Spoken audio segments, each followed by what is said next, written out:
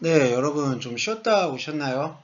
예, 우리가 대면 수업을 못 하다 보니까 좀 쉬는 시간을 잘 안 갖게 되는 단점이 있을 수 있어요. 강의를 들으시는 여러분들 뭐 마음이 급할 수도 있고 뭐 그럴 수도 있는데 천천히 좀 릴렉스 하면서 수업을 듣는 게 좋을 것 같습니다.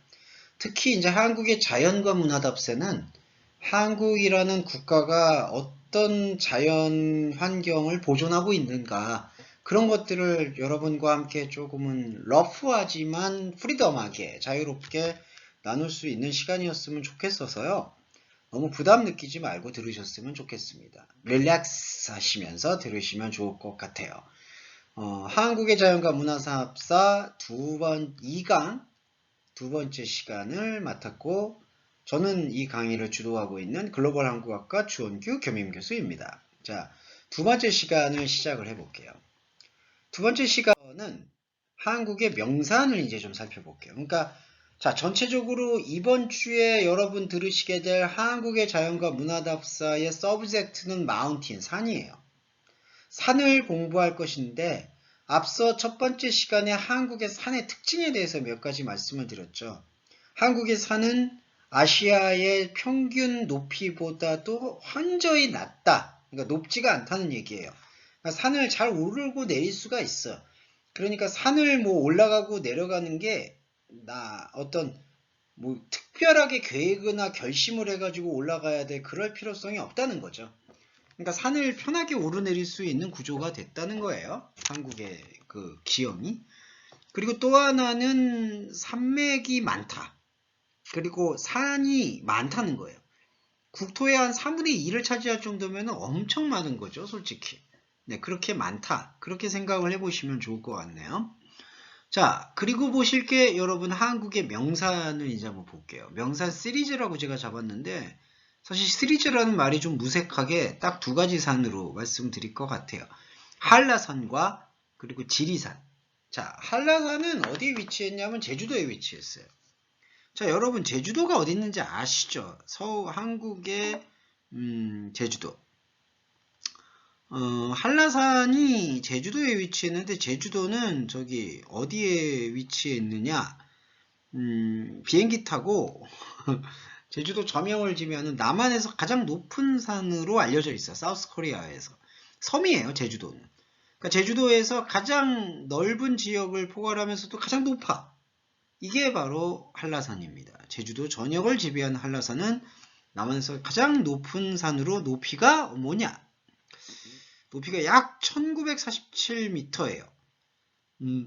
제가 여기다가 적어놓은 백록담 얘기는 조금 이따 하겠는데, 자, 한라산 전체로 설명을 해드리면 1947.3m. 그리고 한라산이란 이름은 산이 높아 산정에 서면 은하수를 잡아당길 수 있다라는 뜻에서 지어졌어요. 그러니까 한라산이라는 뜻이 뭐냐? 산이 너무 높으니까 산 꼭대기에 올라가면 은하를 잡아당길 수 있다. 예, 이게 라자라는 이 한자가 바로 은하수를 얘기하는 것 같거든요. 그러니까 별을 표현하는 것 같아요.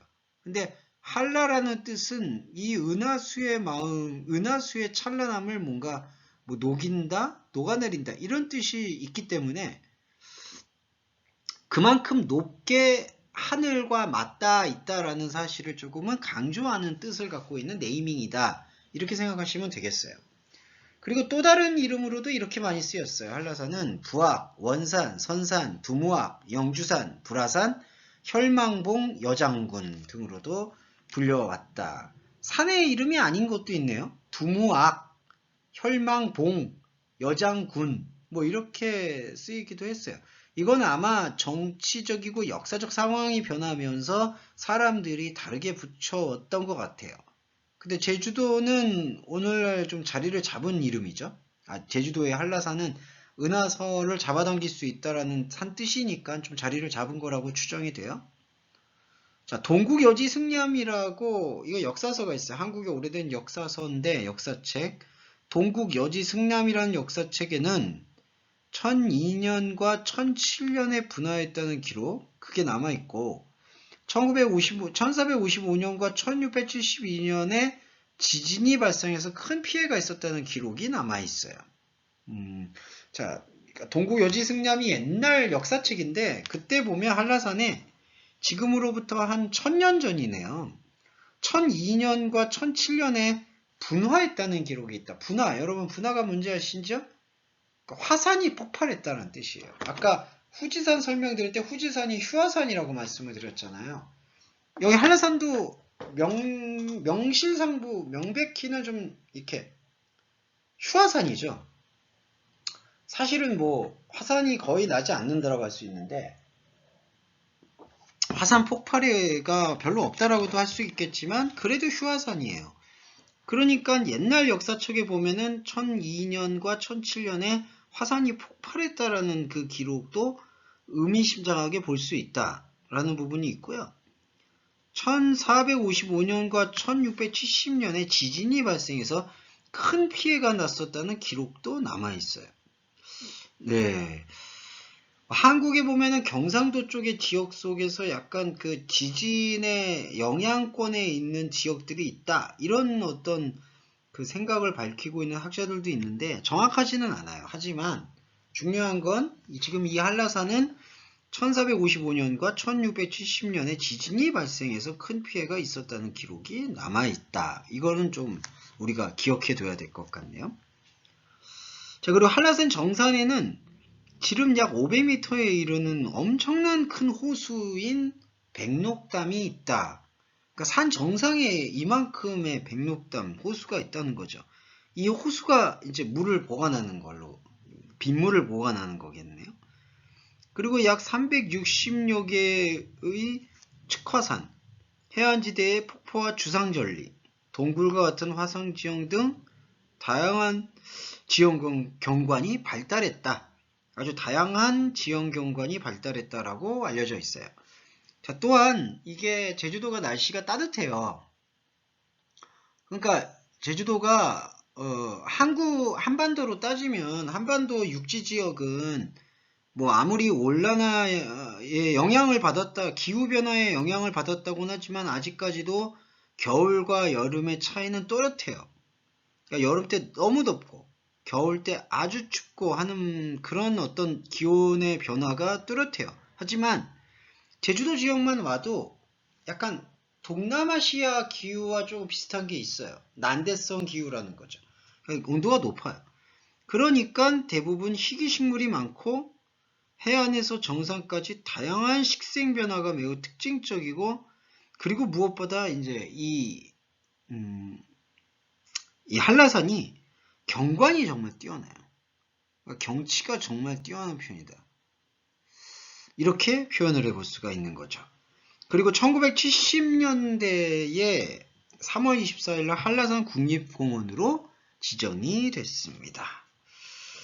자, 그리고 제가 지금 보시고 여러분과 함께하는 부분은 백록담이에요. 이게 지금 이 사진을 보시면 이게 백록담이에요. 한라산 위에 있는 그 분수 같은 거죠. 한마디 호수 같은 거예요. 제가 읽어볼게요. 여기 설명을 적어놨는데 여러분 잘 안 보이실 수도 있으니까 제가 좀 좀 설명을 한번 읽어서 설명을 해볼게요.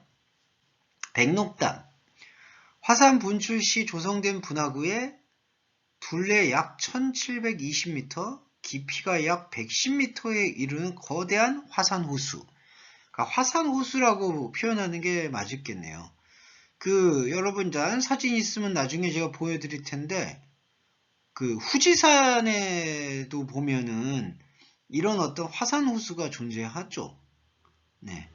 후지산에도 이게 화산호수가 존재하는데, 근데 그 화산호수는 좀 시대가 되게 앞서 나간 거라고 해야 되는지 지금도 이 코로나의 그 위협을 이렇게 잘 이겨낼 수 있는 약간 그 미신적인 발행 같은 것도 잘 발휘가 된 것 같아서 이 화산호수가 좀 많이 형성이 돼 있는 것 같아요. 한라산도 화산호수가 진짜 깊어. 여러분 한 110m라고 상상을 해보세요. 이 깊이가 110m예요. 그러니까 우리가 100m 달리기를 한다고 했을 때도 100m 달리기 하는 것만 해도 진짜 길이가 감당하기가 어려울 정도인데 그 길이가 깊이로 있다고 생각을 해보세요. 진짜 깊죠. 그만큼 산에 화산이 있었다는 거는 정말 엄청난 융기와 습곡 운동을 했다라는 반증인 것 같아요. 자, 백록담, 한라산 백록담 설명 계속 드리고 있습니다. 백록담은 화산 분출 시에 조성된 분화구로 둘레가 약 1720m, 깊이가 약 110m에 이르는 거대한 화산 호수예요. 그리고 정말 맑은 물이 고여 있어요. 왜냐하면 어떤 도심지에서의 공업 환경이나 잡티가 끼어들 여지가 없는 거예요. 그러니까 무슨 연기나 미세먼지가 올라와도 이 고도 1720m 이상을 육박하는 그러한 높이까지는 해양이나 아니면 도심 공해가 따라갈 수 있는 여지가 없는 거죠. 그러니까 이 백록담은 이 거대한 화산 호수에 담겨 있는 물은 진짜 지금도 맑은 물이 고여 있다라고 인정받고 있습니다. 그래서 백록담 일대의 산록을 천연기념물로 보존하고 있어요. 천연기념물 182호. 한라산 천연보호구역으로 지정 보호하고 있다. 여러분, 이 국가마다요, 이런 게 지정하는 게 있어요. 천연기념물이다. 그러니까 이런 어떤 종이나 곤충 종류나 뭐 사람들의 인종도 그렇고 계속해서 대세를 따르지 못하면 도태된다라고 생각을 하잖아요. 시장의 원리에 의하면. 그래서 도태되고 나면은 그거를 기억하지 않으려고 하는데 생태계는 달라요. 생태계는 꼭 필연적으로 이런 것들을 보관하고 도태되지 않도록 돌볼 필요가 있는 거죠. 그래서 백록담 일대의 산과 나무와 풀은 천연기념물로 보호하고 있다. 천연기념물 제182호다라고 말씀드리고 싶고, 그리고 고산식물의 보고로 알려져 있어요.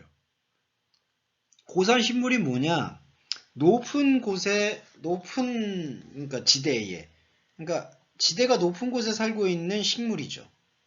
그런 식물들이 뭐가 있냐라고 한번 검색을 좀 해보면, 고산식물 중에 고산식물이 또 밥 먹기가 괜찮아. 식사가. 높은 산에서 자라는 식물이라고 알려져 있어요. 자, 높은 산에서 알려져 있는 식물 중에 아주 강한 생존력을 갖고 있네요. 고산식물은 생존력이 되게 강해요. 그런데 뭐 에델바이스, 유럽의 경우네요. 유럽의 경우에는 에델바이스. 한국은 식물이 아니라 통념으로 높은 산에 나는 식물이라고 해서 고산식물이라고 부르는 것 같아요. 근데 우리는 통상적으로 이거를 고산식물을 몇 가지로 나눌 수는 있는데 뭐 몇 개가 있어요. 백두산에도 있고 한라산에도 있는데 뭐 풀과 초 외에 양귀비과에 속하는 비로용봉담, 두매동부, 쑥국화, 그리고 관목으로 나무로는 애기월귤, 매창꽃나무, 맷들쭉자무 등이 있다. 이렇게 알려져 있죠. 그러니까 고산식물이 이 정도 종류인데 백록담 한라산에 있는 고산식물은 약 167종의 식물이 있다. 되게 많죠. 네, 그러니까 상당히 아름다운 곳입니다. 여러분이 이 산에 가셔서 한번 구경을 해보시는 것도 좋을 것 같은데 저희 학기 중에 문화 답사하면서 한번 가볼 수 있는 기회도 있으면 좋겠습니다. 여러분이 경치 한번 조금 감상하시고 갈게요. 잠깐만 감상해 보세요.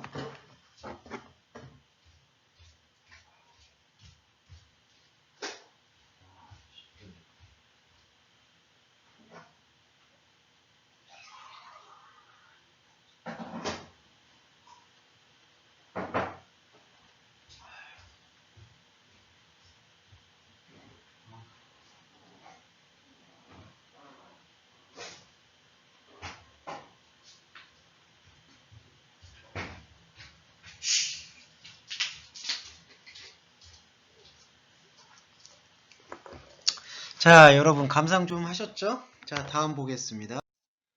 자, 오름이에요.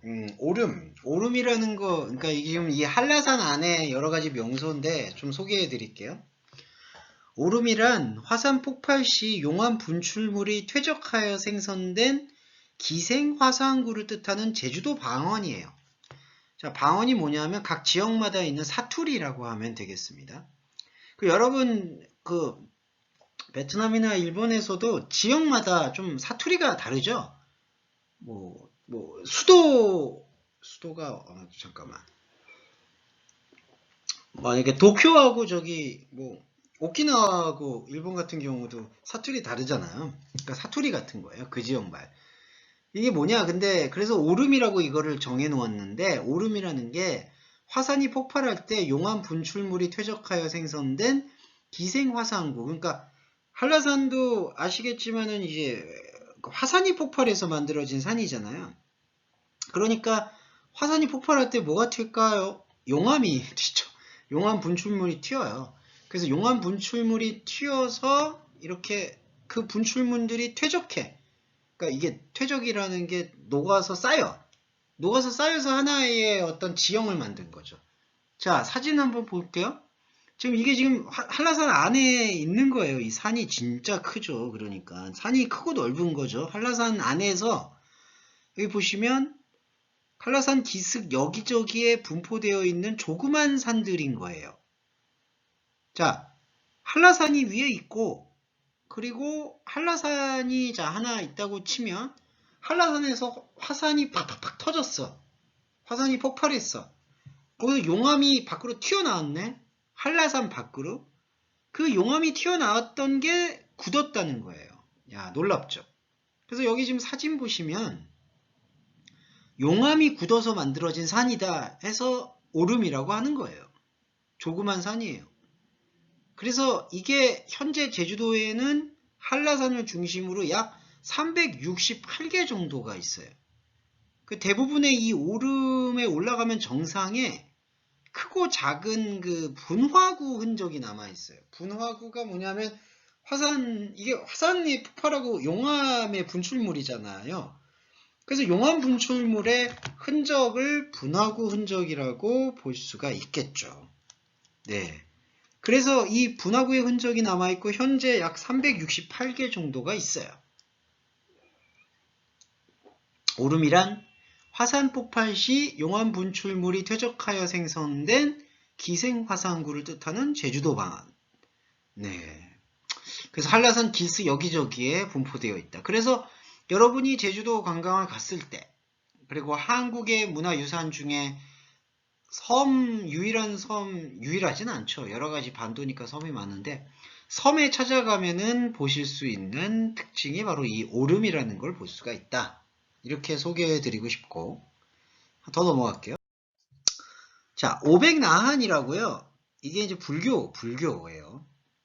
오백나한. 500은 500명, 그리고 나한은 불교의 깨달음을 얻은 성자를 뜻해요. 그래서 오백나한이란 불교에서 궁극의 깨달음을 얻어 존경과 공양을 받을 만한 500명의 성자를 뜻하는 것이다. 성자. 그러니까 되게 존경을 받을 만한 사람들.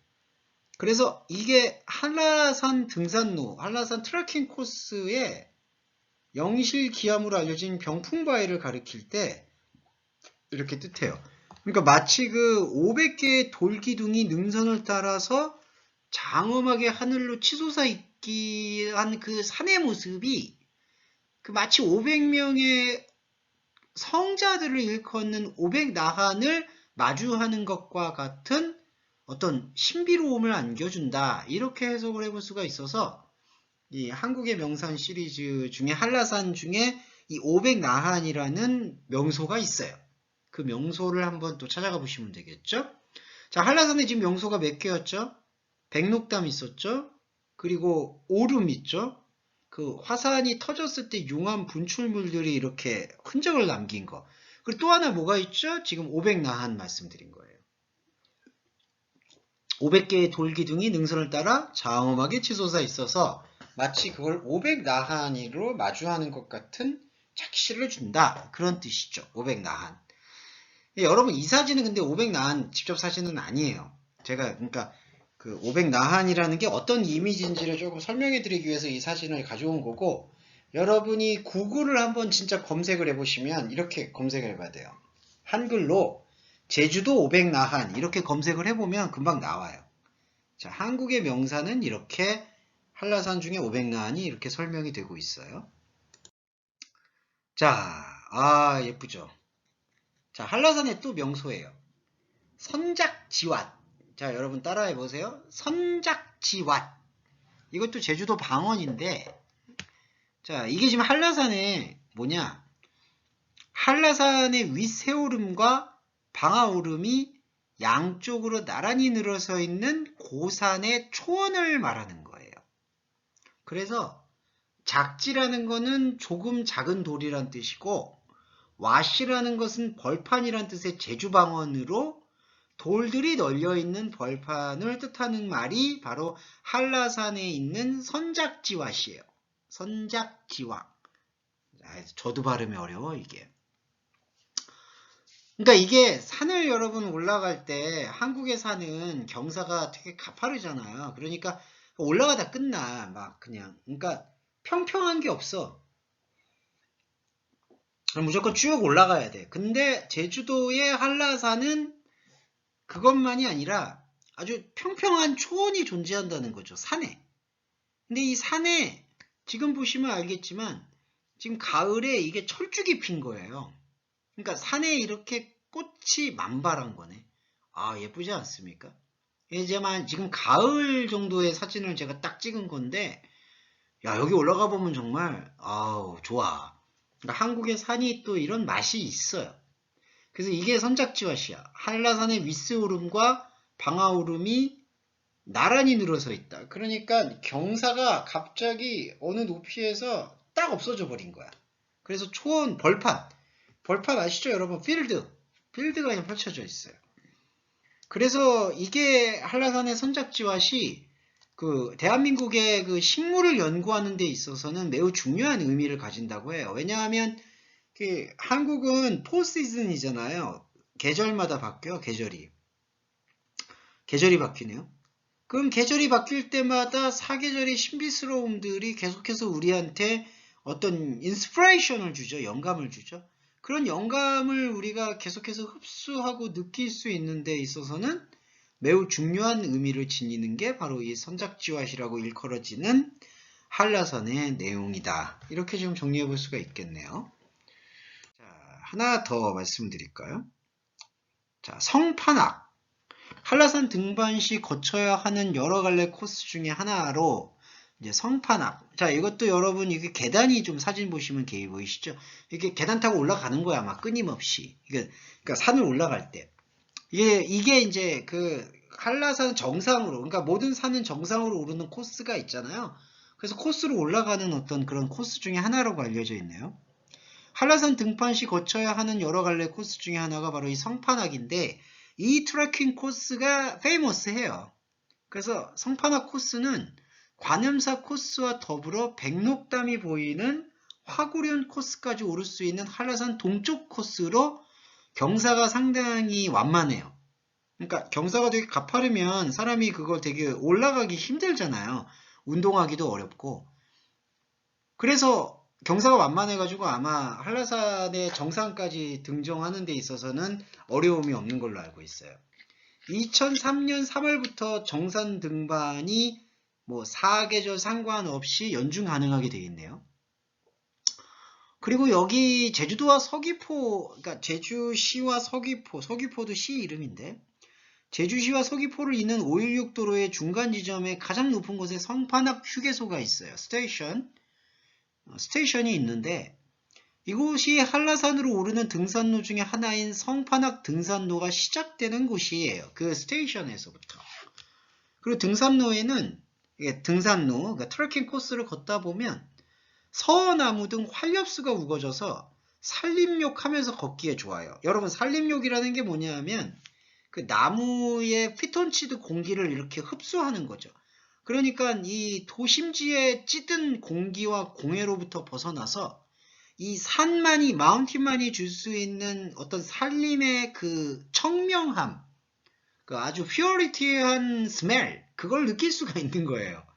그리고 걷다 보면은 그 아주 사계절마다 변화하는 한라산의 아름다움을 느낄 수가 있는 거죠. 자, 이렇게 제가 두 번째 시간에는 한국의 명산 중에 한라산을 소개했는데, 여러분, 한국에 유학 오셨으니까 기왕 뭐 방학 때나를 이용해서 한라산, 제주도의 한라산 꼭 한번 경험해 보면 좋을 것 같습니다. 자, 두 번째 시간 여기서 마무리해 볼게요. 생각과 토의는 조금 이따가 이제 하겠죠? 좀 쉬었다 올게요.